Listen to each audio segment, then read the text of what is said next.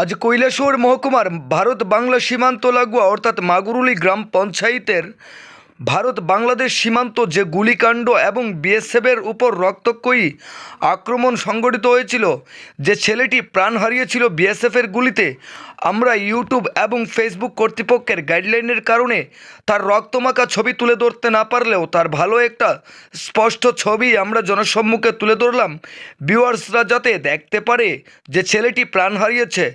এই মুহূর্তে নিউজের স্ক্রিনে যে যুবকটির ছবি দেখছেন, ওই যুবকটি আজ বিএসএফের গুলিতে প্রাণ হারিয়েছে কৈলাসহর মহকুমাধীন মাগুরুলি ভারত বাংলা সীমান্তে। অপরদিকে বাংলাদেশিদের আনা আক্রমণের শিকার হয়ে রক্তাক্ত হয়ে মৃত্যুর সাথে পাঞ্জা লড়ছেন এক বিএসএফ জওয়ান, বর্তমানে ঊনকোটি জেলা হাসপাতালে। এই ঘটনায় তীব্র চাঞ্চল্য ছড়িয়েছে। যুবকটির মৃতদেহ ময়না তদন্তের জন্য অপেক্ষায় কৈলাসহর ভগবাননগরস্থিত ঊনকোটি জেলা হাসপাতালে। আপনাদের আরও একবার জানিয়ে রাখি, কিছুক্ষণ আগে যে নিউজ আমরা লাল শক্তি ফেসবুক এবং ইউটিউবে তুলে ধরেছিলাম যে যুবকটি প্রাণ হারিয়েছে, তার ছবি ওই নিউজের মধ্যে উপস্থাপন না করতে পারায় আমরা আন্তরিকভাবে দুঃখিত। গাইডলাইনের কারণে তুলে ধরতে পারিনি। ব্যুরো রিপোর্ট, লাল শক্তি নিউজ।